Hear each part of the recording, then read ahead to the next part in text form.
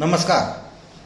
महाराष्ट्र राज्यातील सर्व टंकलेखन, लघुलेखन, संगणक टंकलेखन संस्थांचे संस्था प्रमुख, प्राचार्य आणि प्राचार्य, त्याचबरोबर स्टेनोग्राफर, विद्यार्थी मित्रांनो, सर्वांसाठी मी एकत्रित निवेदन करत आहे.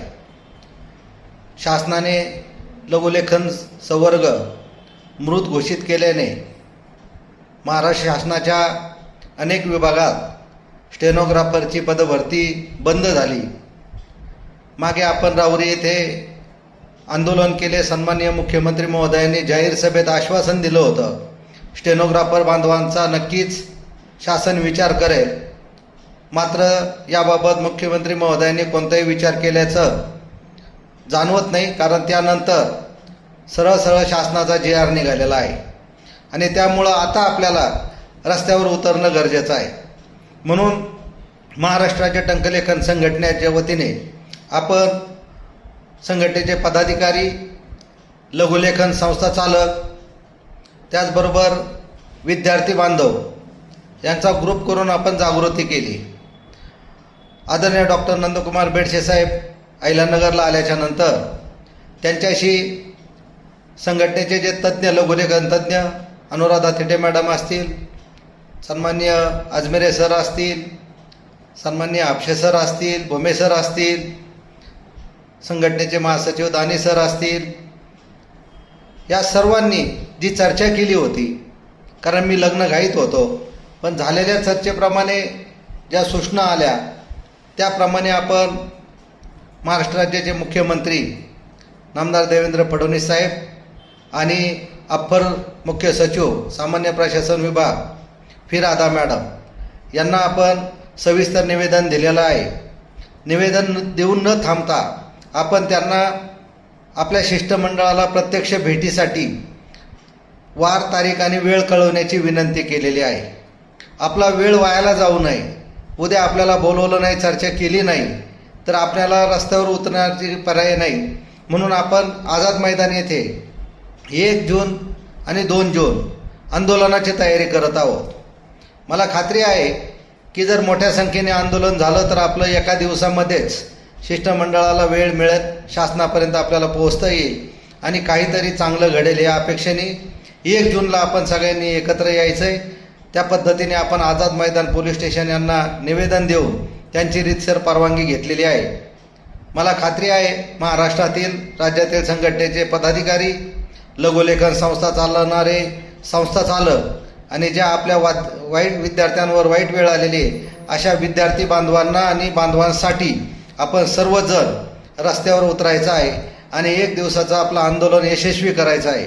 जर 1 तारखेला शासनाने दखल घेतली नाही तर पुन्हा आपण पोलीस स्टेशनची परवानगी घेऊन 2 तारखेला सुद्धा आंदोलन आपण करणार आहोत, याची सर्वांनी नोंद घ्यावी.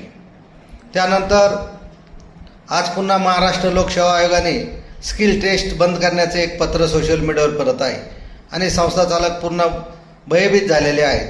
वास्तविक पाहता स्किल टेस्ट घेणं हे MPSCचं कर्तव्य होतं, कारण ते नव्याने त्यांनी सुरुवात केलं आहे. आजही आपण संघटना स्किल टेस्टच्या बाजूने आहोत. म्हणून संघटनेच्या वतीने पुन्हा आपण MPSCला पत्रव्यवहार करणार आहोत. स्किल टेस्ट ही गरजेची आहे आणि ती कायम चालू ठेवावी. काही खाजगी महामंडळं आता शासनाच्या प्रस्तावामध्ये कोर्सप्रमाणे आता सवलतीचा पास मागायला लागलेले आहेत आणि यांना आता ही बुद्धी पुन्हा 25 वर्षांनी सुचलेली आहे आणि CCTP सारखा कुठेही शासन आदेश नसणारा कोर्स बाहुलं म्हणून ते फिरत आहेत आणि आता सवलतीचा ST पास मिळावं म्हणून प्रस्ताव देत आहेत. त्याला राज्य संघटना तीव्र विरोध करत आणि अशा काही गोष्टीला आपण कोणत्याही प्रकारे थारा मिळणार नाही यासाठी प्रयत्न करणार आहोत. आपली नियमावली मंत्रालयात गेलेली आहे. आपले कक्षा अधिकारी सध्या रजेवर असल्या कारणाने नियमावलीचा पाठपुरावा होत नाही, परंतु त्या रुजू झाल्याच्या नंतर आपण नियमावलीचा या ठिकाणी प्रयत्न करू. सारथी, बार्टी आणि महाज्योती या योजनांकडे जे महाराष्ट्र राज्य परीक्षा परिषदेच्या अध्यक्षांनी प्रस्ताव पाठवलेले आहेत, अशा प्रस्तावासाठी माझी आपल्या राज्यातील सर्व संघटना पदाधिकाऱ्यांना आणि जिल्हा संघटना पदाधिकाऱ्यांना विनंती राहील की आपण बेडसे सरांनी पाठवल्या प्रस्तावाची प्रिंट काढावी आणि त्या विभागाचे जे मंत्री आहेत त्या मंत्री महोदयांची शिफारस घ्यायची आहे. पूर्वी घेतली असेल तरी पुन्हा घ्यावी आणि आंदोलनाला येताना मंत्री महोदयांच्या शिफारशीसोबत घेऊन याव्यात.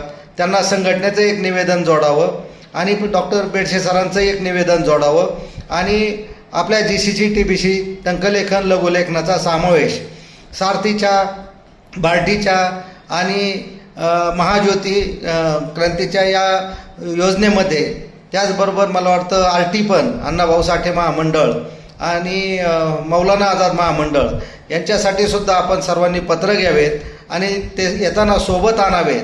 आपण आंदोलनासाठी सर्व आपल्या आमदारांना भेटावे, त्यांना विनंती करावी की 1 जूनला आम्ही आझाद मैदानात इथं आंदोलनाला बसणार आहोत. कृपा करून आपण आंदोलनाला भेट द्यावी, आंदोलकांना मार्गदर्शन करावं आणि आमच्या मागण्यासाठी आपण मुख्यमंत्री महोदय आणि मुख्य सचिव महोदय यांच्याकडे पाठपुरावा करावा अशी सगळ्यांनी आपण विनंती करावी.